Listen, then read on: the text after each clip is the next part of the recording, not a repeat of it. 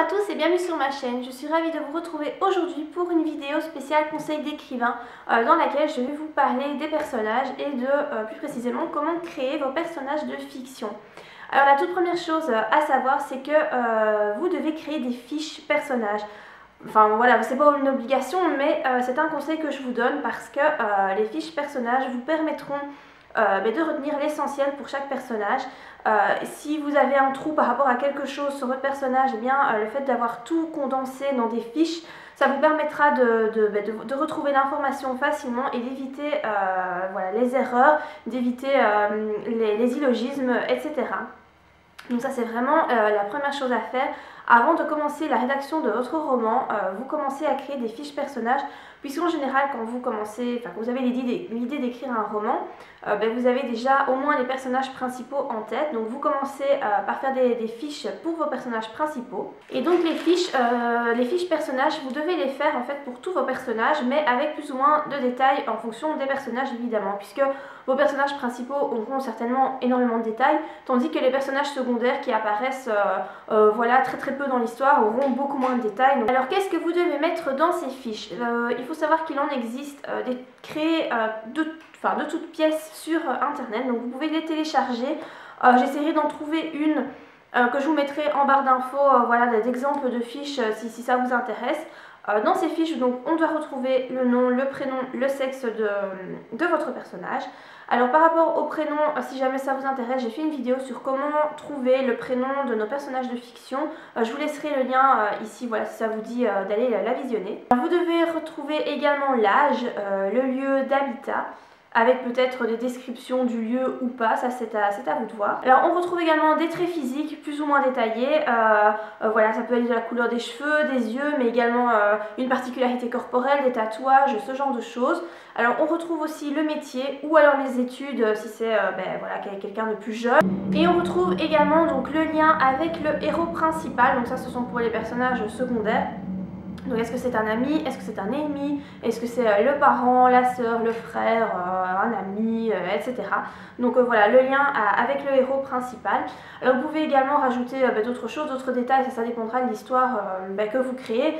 Par exemple, voilà, moi dans l'histoire que je suis en train d'écrire là, il y a beaucoup de prénoms qui sont des prénoms Cherokee, donc des prénoms amérindiens, et qui donc ont une signification bien particulière, et donc je note la signification du prénom pour chacun de mes personnages qui a un prénom Cherokee. Donc voilà, ça peut être un petit peu ça à adapter en fait en fonction de votre roman. Alors maintenant on en vient au vif du sujet, donc comment créer vos personnages de fiction. Alors pour créer des personnages de fiction réels, parce qu'en fait c'est ça qui importe, il faut que vos personnages, il faut qu'ils paraissent vraiment réels, qu'ils paraissent... voilà, en fait vous devez vous imaginer que c'est quelqu'un que vous rencontrez pour la première fois. Et donc quelqu'un qu'on rencontre pour la première fois, on va lui poser des questions assez banales. On va lui demander son prénom, son nom, son âge. On va essayer de décrire la personne physiquement. Vous savez, quand vous rencontrez quelqu'un pour la première fois, voilà, en général, on essaye de voir un petit peu comment est son physique. On remarque qu'il a un œil plus petit que l'autre, ou qu'il a, je sais pas moi, des lèvres pleines, des lèvres basses. Enfin voilà, ça dépend un petit peu de votre façon d'observer les gens. Il y a des gens qui sont plus observateurs que d'autres, mais vous devez vraiment essayer d'observer cette personne comme si vous la rencontriez pour la première fois. C'est aussi l'occasion de faire attention en fait si cette personne a des bizarreries, des petits tocs, des tics, s'il est nerveux, s'il passe souvent sa main dans les cheveux, si vous savez que s'il a une barbe et qu'il fait ce geste dans sa barbe, voilà, essayez vraiment de vous imaginer que vous avez cette personne pour la première fois devant vous. Essayez aussi de voir ce que cette personne aime, ce que cette personne déteste. Vous savez, quand vous rencontrez quelqu'un pour la première fois, imaginez une soirée, voilà, vous allez essayer d'en savoir un peu plus sur cette personne, mais c'est un peu pareil avec vos personnages. Alors ce que vous pouvez faire, ça c'est plutôt pour l'aspect physique. Pour vous aider en fait à décrire et à visualiser vraiment très bien vos personnages, vous pouvez essayer de trouver des photos sur internet qui vraiment correspondent bien aux personnages que vous avez en tête, ou alors si vous êtes très bon dessinateur, vous pouvez essayer de dessiner vous-même vos personnages. Personnellement, je choisis des photos. Moi, je travaille beaucoup avec ça. Quand je crée des personnages, je le fais principalement pour les personnages principaux. Pour les personnages secondaires, je le fais pas trop, mais c'est plus vraiment pour les héros principaux. J'essaie de trouver sur internet des photos de l'héroïne et du héros. parce que ça m'aide beaucoup pour la description en fait de mes personnages, ça m'aide vraiment à les visualiser, donc moi c'est quelque chose que je fais vraiment beaucoup. Alors il y a certains auteurs qui créent aussi une biographie, donc ils vont vraiment très très loin dans l'élaboration de leurs personnages, et donc ils vont s'interroger sur l'enfance de leurs personnages, sur leurs études, sur les faits marquants de leur vie, de leur passé, etc. Voilà, moi c'est quelque chose que je vous avoue je fais pas trop, moi voilà, je me contente vraiment au minimum quand je crée mes personnages, je vais pas si loin dans la description, mais il y a des auteurs qui aiment vraiment bien que leur roman, enfin que leur fiche en fait, que leurs personnages, ils aiment bien en fait la structure, et donc en général ben voilà, ça peut arriver qu'ils fassent des biographies pour que vraiment ils en connaissent un maximum sur leurs personnages. Au départ vous allez devoir créer la personnalité de votre personnage. Alors il faut savoir que cette personnalité, elle sera d'une certaine façon au début de votre roman, mais elle va évoluer tout au long de votre récit, et la personnalité de votre personnage ne sera peut-être plus la même, ou certainement même plus la même à la fin de votre histoire. C'est important que la personnalité évolue parce que sinon le lecteur risque de s'ennuyer. Il faut vraiment qu'il y ait une évolution dans la tête du personnage par rapport à un trait particulier de sa personnalité. Ben, je vous prends par exemple l'exemple de moi, mon roman Attise-moi si tu peux. Amanda est très méfiante avec les hommes, donc au départ du roman, voilà, elle est très aigrie et voilà, elle est extrêmement méfiante, et au fil du bouquin, grâce à Bastian, elle devient de moins en moins méfiante et elle s'ouvre un petit peu plus. Voilà, donc il y a vraiment une évolution dans sa personnalité, et c'est important qu'il y ait cette évolution. Alors pour vous aider par rapport à la personnalité de votre personnage, si vous galérez un petit peu à la trouver, posez-vous la question: qu'est-ce que vous avez envie que votre lecteur ressente par rapport à votre personnage? Est-ce que vous avez envie qu'il l'aime, qu'il le déteste, qu'il le prenne en pitié, qu'il ait envie d'être à sa place? Voilà.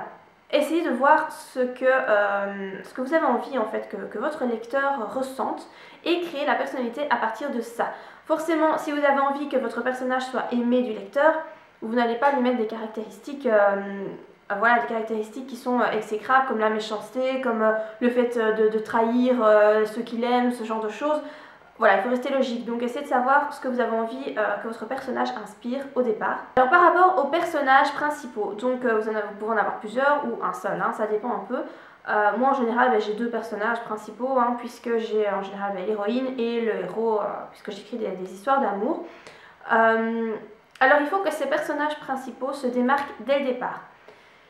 Il ne faut pas qu'ils soient fades, il ne faut pas qu'ils rentrent dans le moule, il faut vraiment qu'ils se démarquent, sinon ben voilà, ils seront assez superficiels et voilà, ça ne marchera pas pour votre histoire. Il faut vraiment que vos personnages principaux sortent du lot en fait. Il faut également qu'ils aient une part de mystère qu'ils dévoilent au fur et à mesure de votre livre, parce que ça va intriguer votre lecteur et ça va lui donner envie de poursuivre sa lecture. Pour ça je vous prends l'exemple de Désire-moi si tu peux, donc mon dernier livre. Lorraine, donc c'est une jeune femme qui s'amuse avec les hommes, elle ne croit pas en l'amour, voilà, elle ne fait que vraiment que s'amuser et enchaîner les conquêtes. On devine assez rapidement qu'il y a quelque chose qui s'est passé dans son passé qui provoque en fait ce trait de sa personnalité, mais on ne sait pas quoi. Il y a des petits indices qui sont divulgués au fur et à mesure du livre, mais voilà, on ne sait pas très bien pourquoi elle est comme ça, mais le lecteur se pose la question: pourquoi est-ce qu'elle est comme ça envers les hommes? Pourquoi est-ce qu'elle ne croit pas en l'amour? Et donc c'est bien de pouvoir garder une petite part de mystère pour vos personnages, parce que ça intrigue et le lecteur a vraiment envie de savoir ce qu'il en est pour votre héros. Voilà donc pour mes conseils par rapport aux personnages. J'espère que cette vidéo vous aura été utile, que vous l'avez appréciée. Et moi je vous dis à très bientôt pour de prochaines vidéos. Bye!